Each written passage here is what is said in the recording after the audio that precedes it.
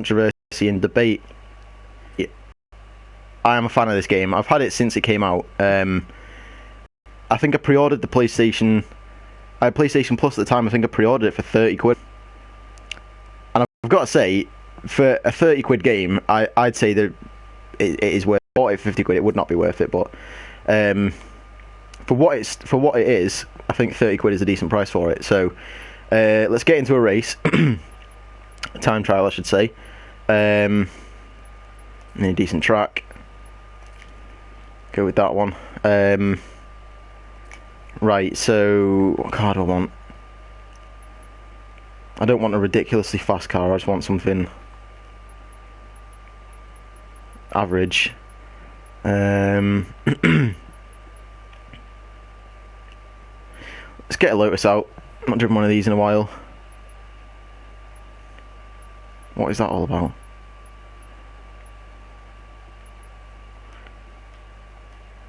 The thing with this game, when it first came out, it was all about, I think the way they marketed it was all about social racing, and you'd be racing around and you'd be able to do a mid-race challenge with like competing against someone else. Like you'll be going around corners and stuff, and it'll be like, right, if you stay on the racing line you get this many points.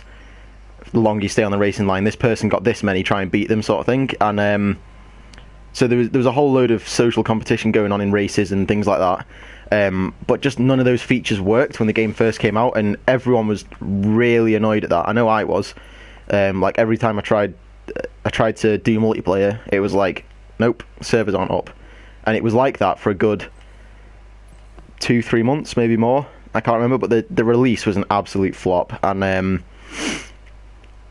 but I think they fixed it now, and multiplayer racing's back up, and I'm actually really pleased with this game. As you can tell, this game looks absolutely amazing on the PlayStation 4. I think it's PS4 exclusive. It looks really good, which is one of the biggest selling points for me. I'm into cars, and a driving game about cars that looks as nice as this does, with as much detail as this game has, I just had to get it. There's no way I could refuse. Even the little detail about he actually slots the gear stick into where the gear is, that's one of those things for me that you don't really notice it, but when you do, you think, right, they've put effort into this game. I've got to say though, the handling style isn't exactly simulation realistic, but it's not like Need for Speed. I've just done a review on Need for Speed, and I talked about the handling style on that a bit in there, but it's got its own kind of unique handling style to it. It's a little bit annoying sometimes, like then you'll go sideways and you'll put the power down, and instead of gripping out of a corner a lot of the time, which is kind of annoying, but yeah, so basically you first start this game with, I think it's just hot hatches or something, and you progress through the different ranks, and you unlock different cars by getting to different ranks and stuff like that. And you do like online, no, not online, single player racing and things like that, which is good. The track variety, there is quite a lot of variety to the tracks. There's like several different countries with several different tracks for each one, like circuit tracks and point to point tracks and things like that. Shitting hell. Yeah, and I think they've got the way the cars sound right on this game as well. Purely because I remember watching some of the development videos about this, and I think when they were capturing the sound for these cars, instead of just having them on a rolling road, I know Forza just puts cars on rolling roads and takes it up to its red line and then records that as the sound. I always think a car will sound completely different when it's under load and when it's under stress than it will when it's just sat on a rolling road. And I think that's true, given that this game they managed to get the car sounds really right. All the cars sound quite nice on this game. The game seems to run really smoothly. I've never really noticed any kind of frame rate drops or anything. Like a lot of the games that come out recently, like I know Fallout's pretty bad for it. Just Cause, I've done some Just Cause videos, and the frame rate does drop significantly on that, but that's purely just because there's so much stuff going on at once on the screen. But yeah, this game seems to run absolutely perfectly all the time. And what's also good about this game is the fact that they're constantly updating it with new features and stuff, like that little menu. I've not been on this in a while, and that little menu screen has changed in terms of the stats it shows you, like when you're choosing your car and stuff, like how close you are to progressing to the next rank of the owners club thing or whatever. You get XP for doing a certain amount of races and stuff. But one of the things that disappointed me a lot when it came out at launch was the fact that there was no private lobbies for multiplayer. So if you wanted to play with one of your mates, one of my mates, Nathan, got this game, and I wanted to race against him, but the only way I could actually race him was to go into an actual online game. And the races were okay, but there's that kind of competition between mates that it's fun to compete against your friends. And if you're competing against your friend and a load of other players, like, yeah, it's fun, but I'd rather do just a race, me and him sometimes, just messing about with different cars and trying to drift and things like that, whereas you get a lot of people in online racing that try just to go fast and don't mess about. And if you're there wanting to drift, you're obviously going to lose, and you're going to get timed out of the race and things like that for them finishing miles ahead of you and stuff. But yeah, on the whole, I'm really pleased with this game. It's one of those games that I've had on my PlayStation. I bought the digital copy, so it there we go. So you've got individual fame ranks for each car now, which was never really in the game before. It was actually just driver level and club level, and it's good to see them actively updating it like every 2 or 3 months or whatever, with little things that just change the game and change the way you can level things up and play the game almost, which is good to see. You see a lot of games nowadays that'll come out and they'll go for about 5-6 months without an update, and it'll just be the same game for a long time, and then they'll put a new feature in, and then there'll be another massive period of time where there's nothing introduced and stuff like that. But the variety of tracks in this game, I think is really good. Doesn't have any race tracks. It's all based around like race courses and things. Not race courses, like road tracks and stuff. Right, let's get a more powerful car out. Let's go with let's go with the Huracan.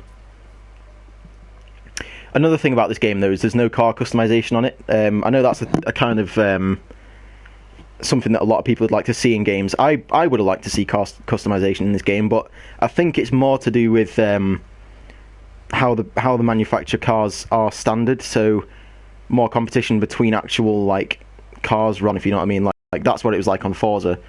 It didn't really matter what car you had as long as you tuned it right and customized it right. It could be as fast as anything. Whereas on this, it's all about how good these cars are standard, which I kind of understand. But it would have been nice to see a little bit of customization in there somewhere. But I've got to say, this game, no matter what track you're on, what time of day it is, what the weather is, it always seems to look really nice.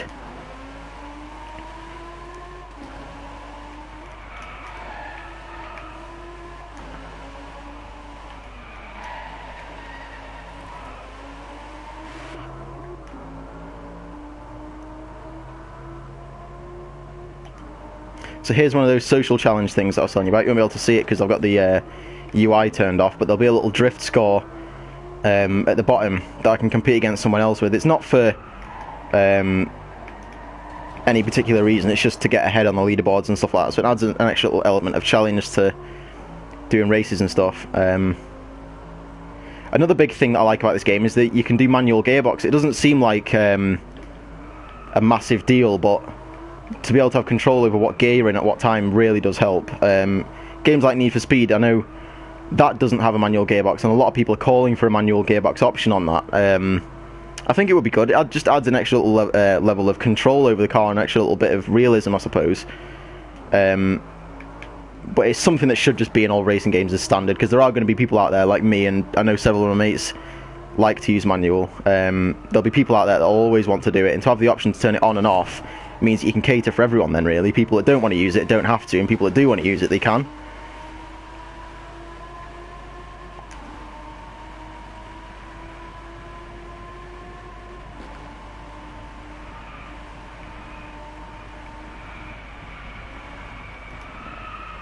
Shit.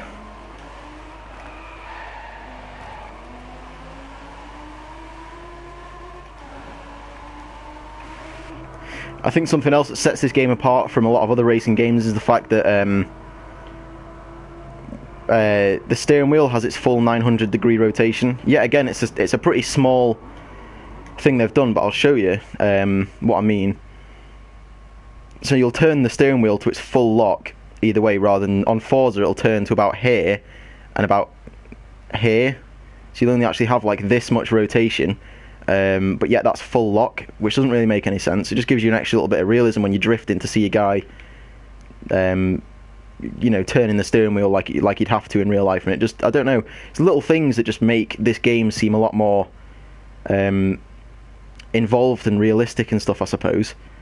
And it's one of those games where, like I'm playing a lot of games right now. I'm playing through Fallout. I was playing The Witcher 3 until quite recently. It's one of those games that you have to take a break from now and again. But this is one of those games that when you just don't want to play anything else, when you're too stressed out everything else, you just go over to the dashboard and change to this and just mess about in sprint races like I'm doing now. You can just choose any car you want, blast it around the track, have a bit of fun. It's a reliant fallback game, is what I'm trying to say.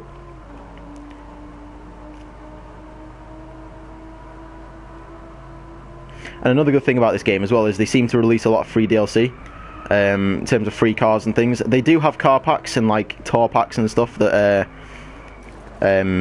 is almost like expansions maybe. Well, they've just released their first expansion, which is the motorbikes DLC. Not quite sure how I feel about that. I'm not a big motorcycle guy, so I think a lot of people will enjoy it, but it's not really my thing, so I've decided just not to buy it. But they do release a lot of car packs and tour packs and stuff that extend the career racing to different tours with different races on and stuff. Same tracks and everything, but just different races with newer cars.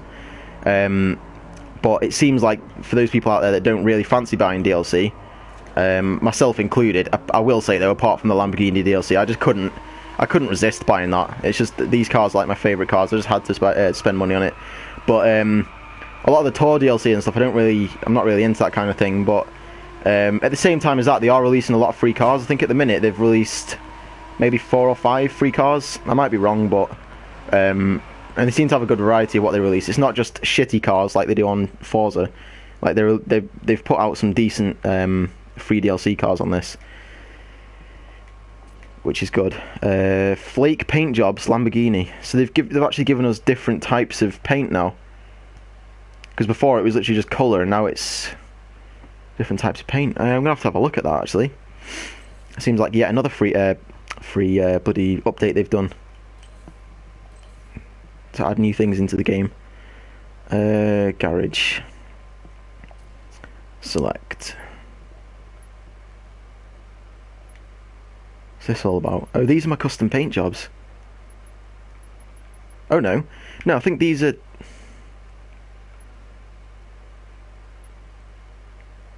I think these are just standard ones that you can put on your car, I think. Pretty sure they are. Yeah, they must be, because I didn't make any of these, apart from these ones. Special select. Flake. Yes, it's a different paint style. It's like the same design, but just different, a different paint type on it, I suppose. Some of these look pretty cool. Jesus Christ. Wow. I'm gonna have to drive one of these. Oh, that's what the car level's for. You have to reach a car level and you can unlock different paint jobs for it. I get it now. So there is an element of use this car a certain amount and you unlock different things with it. That's not bad. Right, I think it's time for us to do an actual race. Another bad point about this game, I'd say another bad point, like it's got so many. I can't really find too many flaws with this game, but what I should say is one bad point about this game is the fact that the AI doesn't seem to really register where you are. Like sometimes they will and sometimes they won't, which is a little bit frustrating sometimes. I know games like Project Cars and things like that, I haven't played it in a while, but when I did play it, it seemed like the AI was completely aware of where you were all the time, and if you came flying up the inside of them on a corner, they'd make an effort to move out of the way if you were going faster than them, as you would do in actual racing, I suppose. But on this game, it seems like they're almost on rails, if you know what I mean. Like, there'll be a track, there'll be a racing line for that track, and the cars will stay on that racing line. And if you happen to be in the way of him, they'll just bump you out of the way and they'll drive into you, it does frustrate me when that happens. But you can see all the DLC cars here. There's quite a lot of them. What car do I want to go in? Get the GTR out, GTR Nismo.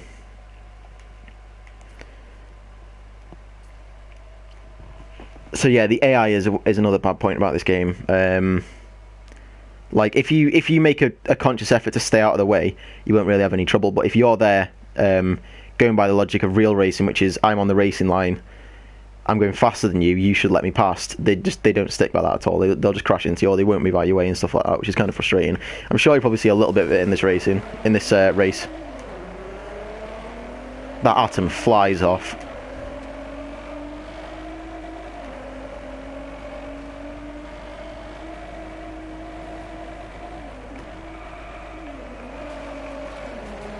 It's been a crash.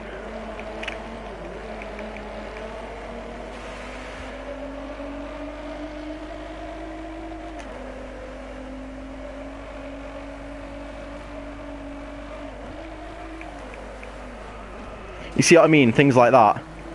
They will just get in your way, and they just don't know where you are. Again, like, I'll be coming up his inside, and he'll just turn across in front of you and not actually register you there almost.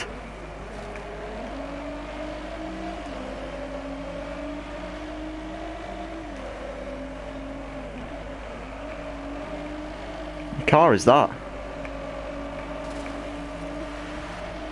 AMG racing car.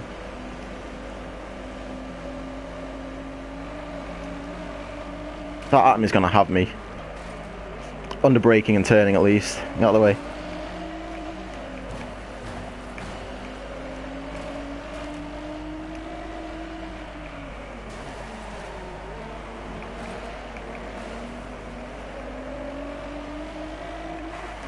With a bit of interior view.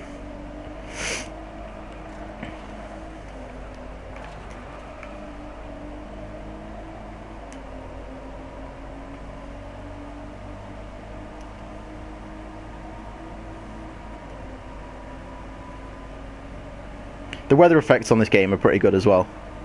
Like, you'll see the water will move around on the windscreen as I'm like going over bumps and turning and stuff like that.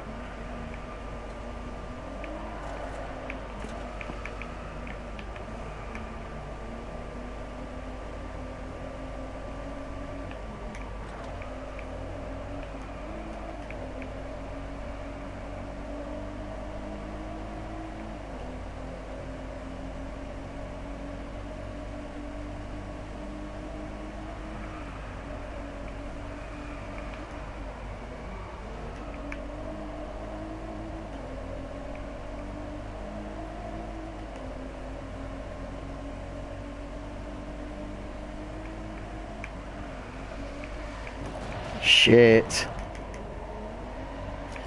Quick turn around there. Like that, for example, like he didn't... It's like he almost didn't know where I was. He tried to move out my way a little bit, but he just still drove straight into the back of me. It's like in some races, like especially on tight circuits, you'll just be hearing like non-stop crashing and bumping into you and stuff as you go around corners.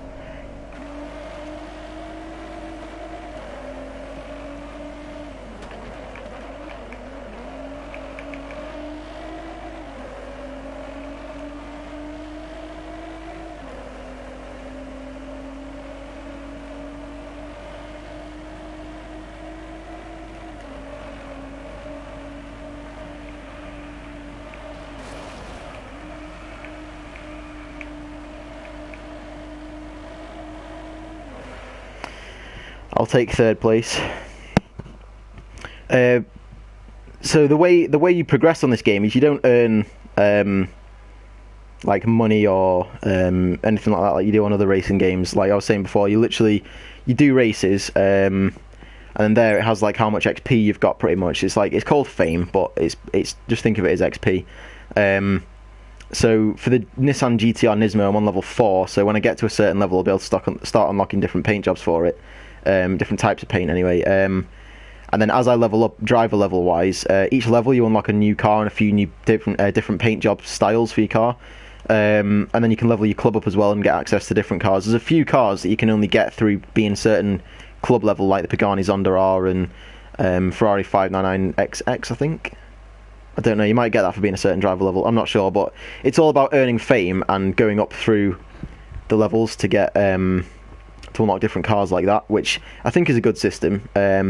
And because there's no like upgrades as such to buy for your car, you don't really need money in this game, to be honest. It's just about getting a certain level, unlocking a car and stuff like that, rather than buying cars and stuff. So I think the way they've done it is quite unique,